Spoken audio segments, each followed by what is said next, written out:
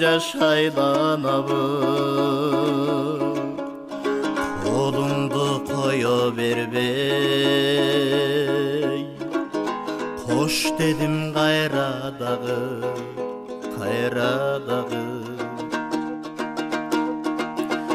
Толгонуп шашылбадым,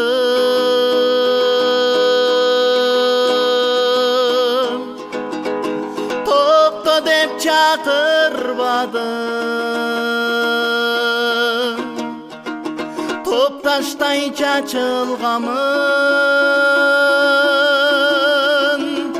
сен мени жоготтуңбу. Аттың арман екен, арман дүйнө ушул экен. Кыска убакыт жашап, бирок нуска жашап кетти. Артында көптөгөн чыгармалары, көптөгөн эмгектери бүтүндөй кыргыз журтчулугу үчүн көп кылымдар бою кызмат кыла бермекчи. Ошол чыгармалар элдин арасында жүргөндө, элдин арасында ырдалганда, айтылганда Элмирбек Иманалиевдин аты эч убакта арабыздан кетпейт. Арабызда ар дайым учуп жүрмөкчү. Акындар көп болот экен. Акындар жамакчылар болот экен. Акындар баягы акындардын жазып койгон ырларын ырдаган акындар болот экен, ырчылар болот экен. Төгөрөгүтөп келип, сөзүн да өзү, оонун да өзү, аткаруучу да өзү, аспапты да өзү ойноп, бардык жагынан тегереги төп келип турган жигиттерибиз тилекке каршы чанда кездешет экен, өтө сейрек. Бул бир жагы, экинчи жагынан ырларын карап көрсөңүздөр философиялык маңыздары бар. Ырлар уйкаштык үчүн кошкон сөздөр эмес, терең бир турмуштук жашоодогу философиялык маңызы бар сөздөр болсо керек.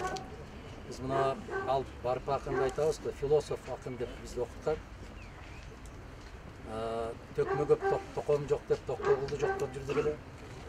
Ошол адамдын канча жашагандыгы маанилүү эмес экен. Адам артында эмне из калтырып кеткендиги маанилүү болсо керек. Биз Элмирбекти 42 жыл жашады деп айткандан алыспыз. Себеп Калыгулдун чыгармаларын, Жусуп Баласагылдын чыгармаларын бүгүн да окуп атабыз. Демек, Молдонияз Молдокулучтун, Токтогулдун, Барпынын, Тоголок Молдонун чыгармаларын бүгүн да окуп атабыз. Алардын аттары аталып, алардын чыгармалары окулуп аткандан кийин, демек алар биздин арабызда бар сыяктуу көрүнөт. Тирүү жүрүп пайдасы тийбеген инсандарга караганда өтүп кетсе дагы артында сөзү калган. Мындай бир уютку болгон, калкка кайрылган, жаштарга өрнөк болчу, ошол адамды адамгерчиликке чакыруу боюнча сөздөрү калган кишини кандай аны биз өлүк жан деп айтабыз? Андай болбойт. Тирүү басып жүрүп кайдыгер болгондор өлүк жан болушу мүмкүн. Бирок Элмирбек сыяктуу жигиттер булардын чыгармасы жаңырып турганда, булардын ырлары аттарылып турган мезгилде, буларды тирүү катарында кабыл алышыбыз керек. Себеп ар бир өсүп келаткан муун ошол ырларга шыктанат, ошол ырлардан тарбия алат, ошол ырлар менен менимче кыргыздын нукура жүзүн көрүп, ошондо өсөт деген үмүттөбүз. Жамагы калып, ыр кетип, жалганы калып, чын кетип турган Элмирбек Иманалиевдин сөзү дагы ошондой учурда Элмирбектей булбул, Элмирбектей булдул, Элмирбектей тулпар биздин коомго жетишпей турган секилди. Бирок аз өмүрдө өмүр сүрсө дагы Элмирбек Иманалиев түбөлүк аты өчпөй турган инсан. Анын сөздөрү түбөлүктүү, анын айтканы түбөлүктүү, анын ырлары түбөлүктүү. Азыр эле агаларыбыз айтып кеткендей, Элмирбек Иманалиевдин үнү ар бир үйдө. Элмирбек Иманалиевдин сөзү ар бир кыргыздын жүрөгүндө. Элмирбек Иманалиевдин китептери ар бир кыргыздын китеп текчесинде. Биз ушул Элмирбек Иманалиев деген ысымды ар бир келечек муун анын чыгармаларын, айтыштарын, термелерин, санаттарын, жоктоолорун жана поэзиясын, андан сырткары прозалык чыгармаларын дагы окуган мезгилде, күндөлүктөрүн окуган мезгилде канчалаган чыгармачылыкка берилип жашаган, чыныгы кыттай уйган чыгармачыл инсан экенинен дагы тааныйбыз. Биз мындай улуу инсанды арабыздан өзүн кетиргенибиз менен анын өңүн, анын үнүн кетирген жокпуз. Бул биздин жүрөгүбүздө сакталат. Элмирбек Иманалиевдин бүгүн бейит башы көтөрүлүп атат. Ушул жерге мына ушунча сиздердин келгениңиздерге рахмат. Бирок дагы Кудай буйрса, кайсы бир борборубуздагы паркта Элмирбек Иманалиев менен Зайырбек Ажыматовдун достукту даңазалаган бир эстелиги тургузулса, ошондо дагы экөө бир жерде достук деген кандай болот? Дос деген эмне? Достун сыры, достун ыры жөнүндө айтыла турчу кептер жана алдыда жазыла турчу иштер бар. Кудай буйрса дагы ошондой бир парктын ичинде достук деген өзүнчө бир экөөнүн эстелиги айкели турган иш-чара болуп калса, бул дагы жакшы болот деген ишенимдебиз. Баарыңыздарга терең ыраазычылык билдиребиз. Элмир агабыздын арбагы ыраазы болсун. Талааны берген казакка мунайга жакын болсун деп, тоолорду берген кыргызга Кудайга жакын болсун. Бул ыр, бул өзүнчө бир эпик. Экинчи жагдай, Элмирбекте жуурулушуп, кээ бир ырлары ант сыяктуу шерт берген. Кээ бир ырлары насихат ырларындай нуска айткан. Дарым ырларындай жүрөктү дарылаган. Себүү ырларындай анайын көктөп чөп чыккан. Гимн ырындай улуттун духун чагылдырган акыры. Элмирбектин дагы бир өзгөчөлүгү, эгерде биз кыргыз өңү чокмордун өгүндөй деп айтсак, кыргыздын жан дүйнөсү Элмирбектин жан дүйнөсүндө. Элмирбек эч бир адамга жамандыкты ыярчы эмес. Элмирбек бүт адамдар жөнүндө жакшы ойлогон. Жакшы гана кеп кайткан. Өңгүлчөөк, бала мүнөз, бирок аксакалдай нарктуу, кыргыз жандуу, кыргыз жылдыстуу. Ошон үчүн кыска өмүрүндө Элмирбекти бүт кыргыз. Биз Элмирбектен кыргызды сүйгөндү, кыргызды ырдаганды, кыргыздын нарктуулугун, улуулугун улаганды үйрөнүшүбүз керек. Түрк дүйнөсүндө, түрк элдеринен, мусулман элдеринен кыргызды бийиктетип турган 5-6 эле касиет бар. Бул манасчылык, комузчулук, төкмөчүлүк, кыргыздын көкбөрүсү, меймандостугу. Мына ошонун эң төрүндө төкмөлүк өнөр турат. Төкмөлүк өнөр барда Элмирбек эч убакта кыргыз элинин жүрөгүнөн унутулбайт. Менин бир өкүнгөнүм бар. Эми чыгармачылыкта жүрө берет да, жүрө беребиз да биз көбүбүз.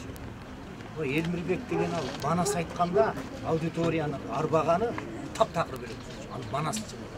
Курманбек, Жанышбаев, Эртаулдун айтканы таптакыр бөлөк эле. Ушуларды ушул учурунда бир илгери совет доорунда бир жанында писарлар болчу экен, же болбосо жазып калтырчу экен. Же болбосо эми алдадай жакшы өнүгө элек болчу го жанагы соцсет дегенде.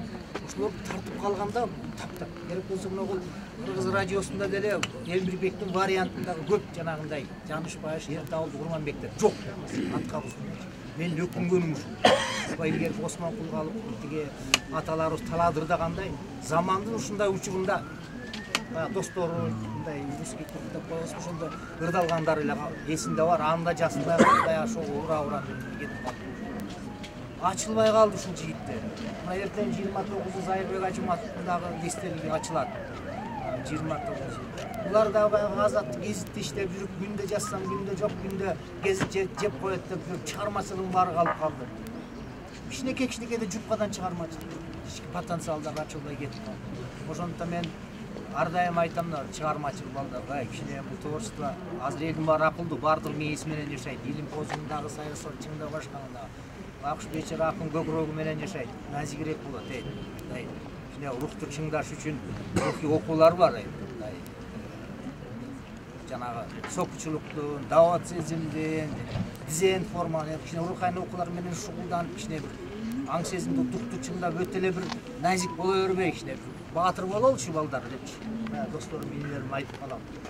Ошондуктан бизде илгертен бар тиги Расул Гамзаттын сөзүн ар дайым айта берем да. Улутту ким десең, адабиети менен искусствосун көрсөтөт, атуулду ким десең, паспортун көрсөтөт дейт гражданин. Ансарында биз экономика, саясатыбыз башкабыз менен мактана албайбыз кыргыздар. Биз ошол Манасый косуп баштаган Айтматов окшогон залкалар менен биз тең ата боло алабыз. Муну өз шкура менен көрүп эле жүрөт.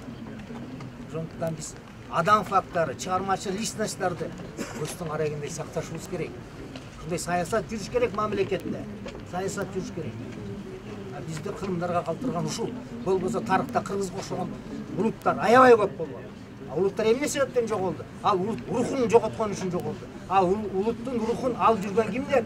Мына ушул тирүү личностьтер, чыгармачыл интеллигенция. Ушуга бир мамлекеттик саясат. Башта азыр келатат жакшы, Манас театры башка бул улуттук эме. Профессионал адабиятка да жакшылап көңүл бөлүп. Биз ушундай бир руханий инсандар чыгарышыбыз керек 20-й. Ушуну айтаар элем. Bismillahirrahmanirrahim. İnna a'taynakel kevser fasalli li rabbike vanhar inna şaniyeke huvel ebter. Bismillahirrahmanirrahim. Kul huvallahu ahad Allahu samad lam yalid ve lam yulad ve lam yekun lahu kufuwan ahad. Sadakallahul azim. Subhane rabbik rabbil izzati amma yasifun ve selamun alel mursalin velhamdülillahi rabbil alamin. Amin. Tilavat Kur'an, salavat iman, yaratkan okugan ayı Kur'an-ı Kerim tilavattan, kalima şakadattan, kılgan ziyarattan payda olgan soğukturdu. Ушул жерде жаткан келмекей мусулмандарга алардын катарында Калил уулу Элдирбек агабыздын рухуна багыштадык. Жараткан агабыздын жаткан жерин жайлуу топурагын торко кылып, кабыр азабын тозок отунан өзүң сактап, жети жаннат билбейишиң насип кыл. Бул дүйнөдө пендечилик кылып, билип билбей кетирген күнөө ката кемчиликтерин өзүң кечир. Өз ырайымың пайгамбардын шапааты менен кабырын нурлуу, сурагын жеңил кыл. Оккан Кур'ан-ы Керимдердин бар даргөйүн өзүң жеткиз. Артта калган урпактарын үй бүлөсүн кабыл болбогон дубадан, пайдасыз илимден, тилемчиликтен өзүң сакта. Амин.